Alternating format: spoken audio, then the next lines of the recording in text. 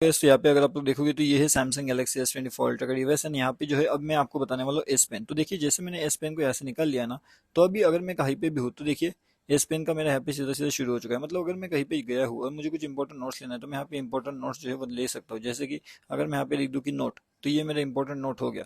अगर मुझे यहाँ पे कुछ बनाना है तो मैं वो डेफिनेटली यहाँ पे बना सकता हूँ एंड जो है वो ये इंपॉर्टेंट चीज़ है, मतलब कि ये ड्राइंग मेरे लिए इंपॉर्टेंट है तो मैं इसे इंस्टेंटली सेव भी कर सकता हूँ। अगर मुझे नीचे जाना है, मतलब मुझे अगर और स्पेस चाहिए, तो ये देख सकते हो आप यहाँ पे मेरे लिए जो एक नया स्पेस है वो डेफिनेटली यहाँ पे जो है बन के रेडी हो चुका है। तो इस तरीके से ये आपका एस पेन काफी बढ़िया काम करता है। अभी इसका अगला फीचर जो है वो मैं आपको बताता हूँ कि अगला फीचर किस तरीके से काम करता है। यहाँ पे अगर आप लोग देखोगे तो ये इस एस पेन को मैंने निकाल के रखा हुआ है। यहाँ पे देखिए छोटा सा आपको ये ऑप्शन मिलेगा, तो यहाँ पे भी क्रिएट नोट करके एक ऑप्शन आ जाता है। तो क्रिएट नोट या फिर स्क्रीन रेट का ऑप्शन मिलता है। स्क्रीन रेट से बेसिकली क्या होता है कि ये पूरा इसका स्क्रीनशॉट ले लेता है और उसके बाद में अगर मुझे बताना है कि भाई साहब ये है वो इंपॉर्टेंट चीजें थी, यहाँ पे आपको फोकस रखना है। अगर मुझे कुछ बताना है किसी को, अगर मुझे कुछ स्क्रीन रिकॉर्डिंग अगर कुछ करनी है तो मैं यहाँ पे डेफिनेटली यहाँ पे स्क्रीन रिकॉर्डिंग करते हुए उसे बता सकता हूँ। अब अगर मुझे चाहिए कि यहाँ ये चीज़ है जिस पे आपको फोकस करना है एंड मुझे अगर सेव करना है तो यहाँ पे सेव का ऑप्शन मिलता है।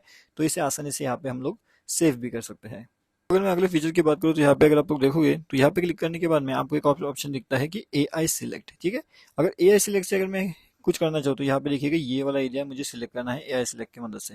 अब यहाँ पे ये क्या करता है कि जनरेटिव एडिट कर लेता है। उसके बाद में यहाँ पे भी मुझे कुछ ऑप्शन देखने मिलते हैं कि मुझे इसका जो है कम करना है, ज़्यादा करना है, ये कितना साइज में होना चाहिए। हर एक चीज़ बेसिकली मैं यहाँ पे एडिट कर सकता हूँ जैसे मुझे लगता है वैसे।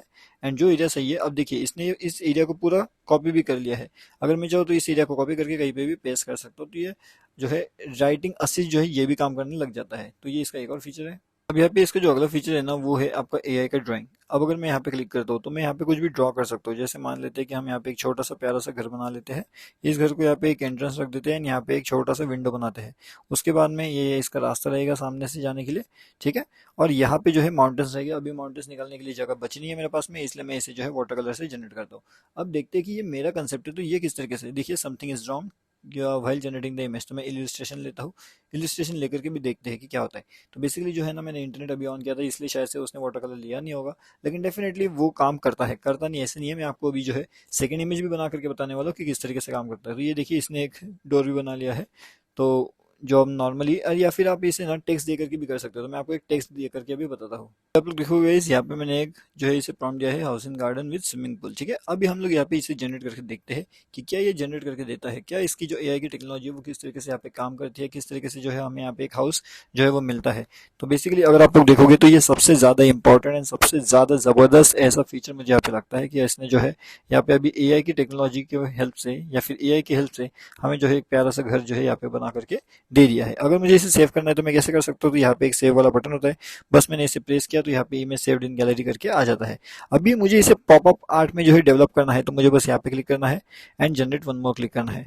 तो अब ये क्या करेगा, उस इमेज को वापस एक बार रीजनरेट के लिए भेज देगा एंड वापस एक बार वहां से जो है रीजनरेट यहाँ पे होकर के आ जाएगी इमेज। तो अभी आप देखोगे तो ये काफी बढ़िया सा पॉपअप इमेज जैसे आपको दिखाई दे रहा है एंड एक थोड़ा सा जो है यहाँ पे कार्टूनिस्ट सा जो है जो पॉप अप आर्ट करके आता है वो यहाँ पे निकल के आया है। तो आपको ये सब चीजें कैसे लगती है नीचे कमेंट करके आप मुझे बता सकते हो। अगर आप लोग इस डिवाइस को खरीदना है, इसका कवर अगर आप परचेस करना चाहते हो तो उसका लिंक मैं वीडियो के डिस्क्रिप्शन में दे दूंगा।